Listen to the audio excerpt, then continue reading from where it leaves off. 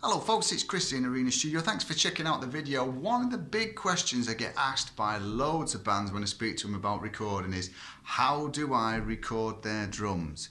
So really, in a nutshell, we've got a couple of options in the studio. You can either bring the band in and we can record you as what we call sort of live on the floor, which is where we mic all the kit up and everybody and we bang you all in the same room like you would at a rehearsal really, and then we actually capture everything in one take. The downside to this is, well, sometimes it can be a downside, but is we create a lot of spill from certain mics, which means that if there's a flaw in the playing of one of the musicians, then it's going to probably transfer across everything. And it limits the amount of production and editing capabilities on the tracks because it's literally a live recording.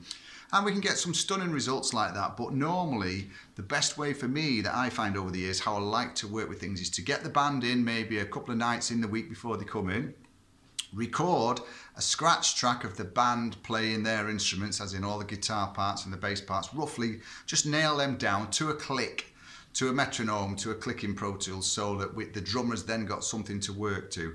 We then take the drummer, set his kit up in the big live room, my kick in, kick out, snare top, snare bottom, tom 1, tom 2, tom 3, 2 overheads, hi-hat, a pair of stereo room mics, and then a character mic which goes in a little secret place in the back live room there. We've got a room beyond that and we record the character mic from there, which then gives us the luxury of making sure everything is tuned perfectly on the kit. We've got no spill, we've just got a really lush, big drum sound, which can be a little bit tedious for the rest of the band, which is why I like them to come in and prep their stuff beforehand.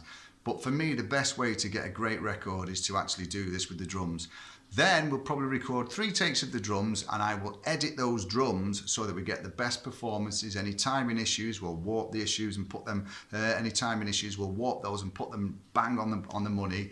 And then the band will then come in and we'll set the guitar cabs up, get a great sound from them. We'll take a DI feed as well. And then we can also reamp the guitars at any point when I'm doing the mix and the mastering for the tracks. It works great, but it's the best way, in my opinion, of recording drums, is to keep the band well away, but get yourselves well rehearsed, and then we record a scratch track, and then we just spend some great time, pop some great mics on the kit. Always bring new skins with you. Never put the skins on if you're going to record your drums in Arena Studio. I like the drums to be tuned by myself on the day. So sometimes I'll get guys that'll say, Chris, I've bought a set of new heads, I've banged them on and I've tuned them up and I've played them for a couple of hours at rehearsal. Ooh, it's just undone every possible little bit of scope I've got then. So I like to start with brand new skins. We'll take the old ones off, put them on, tune them up, then we know what we're miking up. It makes a huge difference. So that's how I tend to record the bands, or I prefer to record the bands. I think we get a far better result that way. And if you're used to recording in the studio, that won't be a problem to you anyway. You'll have experienced similar situations. But again, going back to the very beginning, I can also track you live on the floor, which is literally, like I say, where we just put everybody in the same room and then mic everything up, all the cabs, and we still DI the cabs as well from that, so that we've got great feeds to reamp if we need to afterwards, but we will have spill, and it does limit the amount of production, the capabilities that I've got. But sometimes I like a bit of a challenge like that, so it's great.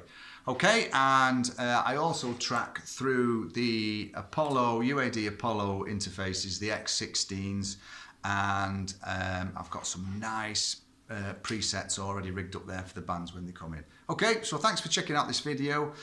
Stay safe, stay well, and hopefully I'll see you soon, and thanks for watching. Bye.